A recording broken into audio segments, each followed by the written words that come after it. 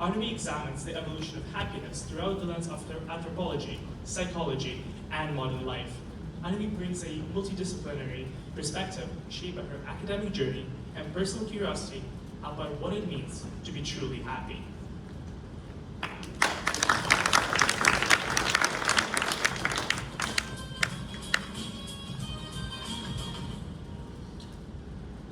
I'd like you all to imagine this.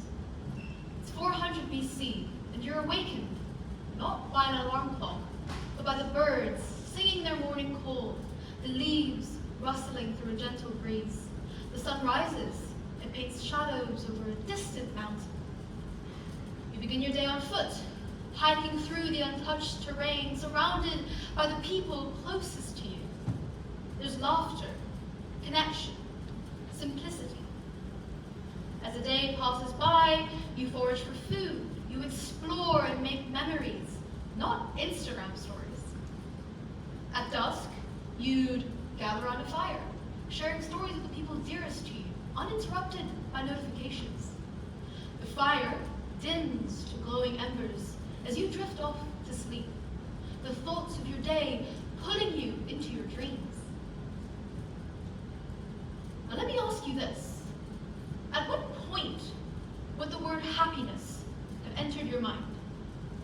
Were you ever aware of it?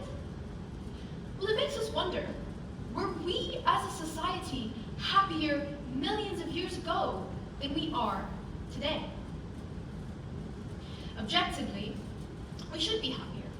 We have technology, modern medicine, conveniences our ancestors could never have even imagined of.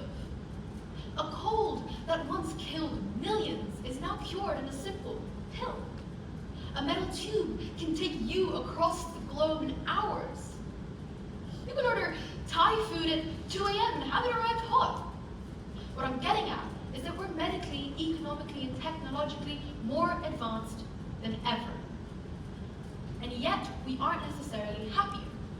Studies show that despite rising standards of living, reported life satisfaction levels have remained relatively reduced, flat, or even decreasing in the past decades in many developed countries. In the US, for example, despite massive economic growth, surveys reveal that about 1/3 of adults report frequent feelings of unhappiness. 1/3. So, why aren't we happier? Well, when you ask people what they need to be happy, you get responses like, if I could have anything in the world, I would be happy.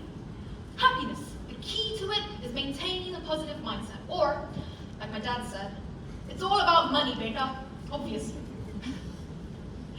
And when we take a look at these responses, they seem reasonable. I mean, happiness is often about getting what you want or maintaining a positive mindset. But reality tells us a different story. We all know people who are wealthy, who have good health, have a strong social circle, who are still unsatisfied, unfulfilled, unhappy. So, if the formula for happiness is so simple, success plus money plus positivity equals happiness, then why doesn't it apply to everyone? Why is it that in a world so full of abundance, so many of us still feel unhappy? Shouldn't we, logically, be happier today? Well, let me introduce you to a concept called the hedonic treadmill. It's a concept that refers to the idea that no matter what happens in your life, good or bad, we all revert back to a baseline, stable level of happiness. You win the lottery, you lose your job, give it time and your happiness levels out. And on a societal level, the same holds true. Take a look at it. Devices get faster. We just heard AI is getting smarter. Apple somehow manages to add another camera back onto the same phone. What I'm saying is, as we rapidly develop in all of these aspects, our productivity, our quality of life, our expectations rise just as fast. It's like chasing a horizon that keeps getting further and further away. Most of us live in this incredible bubble of privilege, and I say that not to guilt anyone, but to point out something truly important. When everything is easier, faster, better, we get used to it. We grow so accustomed to these norms that we barely even notice them. We all think, once I get that promotion, that grade, that perfect relationship, then I'll be happy. We've all experienced that cycle. You save up for a new phone, and then you finally get it. You show it off to all of your friends and family, but then a week later, it's just a phone. The thrill fizzles out, and there you are, eyeing the next model. You're back to normal. Back to meh. Back on that treadmill. Running. Nowhere. And it's not your fault. It's evolutionary. Evolution, unfortunately, doesn't care about your happiness. It cares only about two things: survival and reproduction. Never fulfillment. Society didn't design us for a life of constant calm or endless happiness, no. It wired us for short bursts. Little sparks of excitement that our ancestors felt when food was found, or when danger approached, or when bonds were formed. In fact, these novelty-seeking traits are about 60% heritable, showing how deeply this behavior runs in our DNA. But it's not just about the rewards themselves, but about the unexpectedness of them, which triggers dopamine. And dopamine release is also, unfortunately, not about constant joy, but studies show that even when animals are enjoying something within their reach, without dopamine, they won't even bother to pursue it. So bear with me on this. Dopamine release is stronger during times of uncertainty, rather than when rewards are guaranteed. So, it's the surprise of a situation that teaches the brain what's worth pursuing. That quick thrill that our ancestors felt when food was found is nature's way of saying, do this again. It matters.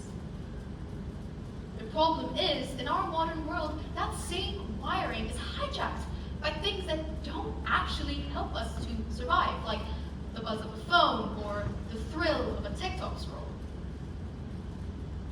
Evolution exists on that basis that we're never truly satisfied. So it's designed for us to always want more, to never be happy. That constant striving is what kept our ancestors alive, but today, it puts us back on that endless treadmill, running like a hamster in a wheel. Happiness then is like temperature, self-regulating.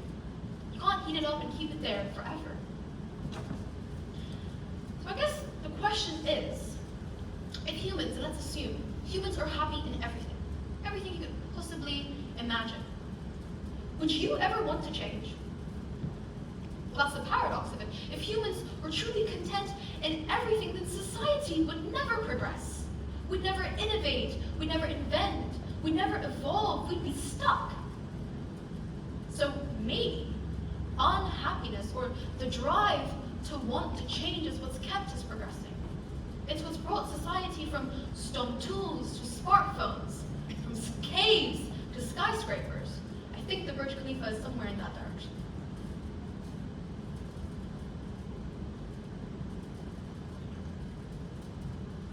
The result of all of this is that we're healthy. Yes, global life expectancy rates have doubled just in the past 2 centuries. But the World Health Organization now calls stress the epidemic of the 21st century.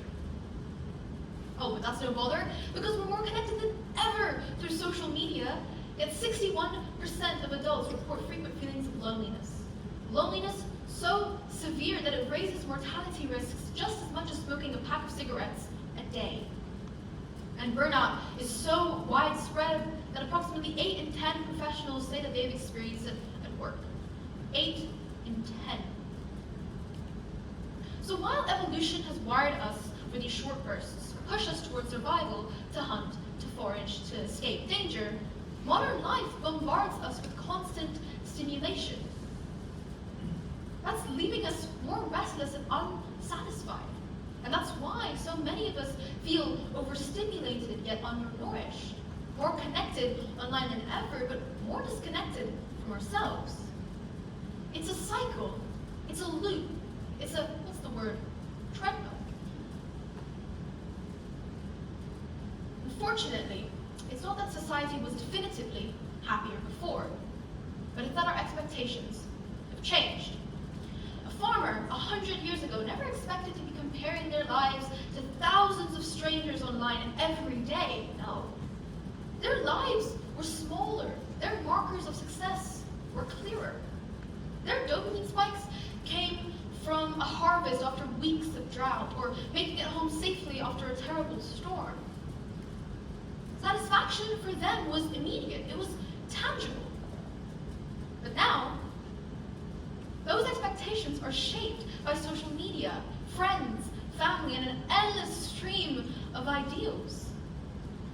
A study from the University of Michigan found that the more that people use social media, the worse they felt about their lives. Say that again. The worse they felt about their lives. Think about it. You wake up, and you scroll through Instagram, and suddenly you're comparing your breakfast to a celebrity chef's, your workout to a fitness influencer's, your grades to a classmate's, even your holiday to a stranger's. These pressures are what keep our hedonic treadmill running faster than ever. But studies show that extrinsic goals like money, image, or status are all linked with higher anxiety levels and lower self-esteem. Whereas intrinsic goals like personal growth, connection, community, they all foster resilience and longer-term happiness. Yet, most of us chase the external ones because they're flashy and more bigger and more approved by society. But I want you to know that redefining happiness doesn't mean rejecting ambition or disassociating yourself from society. The real shift of being happier is moving from chasing that validation to choosing what you want. So I'm sure you're thinking, Aarnavi, if happiness isn't about the newest gadget or my latest accomplishment or approval from others, then what is it even about? Perhaps it's about purpose, presence, and purpose. Perhaps it's about noticing the small sparks that life actually gives you. The warmth of the sunlight on your skin, the sound of a friend's laughter, the quiet satisfaction of accomplishing something that actually means something to you. I'd like you to imagine the day I asked you to picture at the beginning. You were listening to the birds singing, you're walking through that untouched terrain, you're sharing stories with people around you. That happiness didn't come from comparison, status, constant stimulation, or approval. No. That happiness came from connection, from experience, from a choice. And that's what we can reclaim today, even in our fast-paced and hyper-connected world. We can pause long enough to ask, which sparks are really mine? Which bring me joy rather than obligation? Which actions truly align with the life that I want to live? Because happiness isn't about a destination. And I'm not going to say journey either, but it's a practice. It's a series of choices, moments, and reflections that we can shape for ourselves. So I'll leave you with this thought. Notice and choose. In the quiet, fleeting moments where life is simple, where your mind is present, where your actions are truly your own. Perhaps there is the happiness that we've all been searching for, because happiness isn't out there or in the minds of the people around you.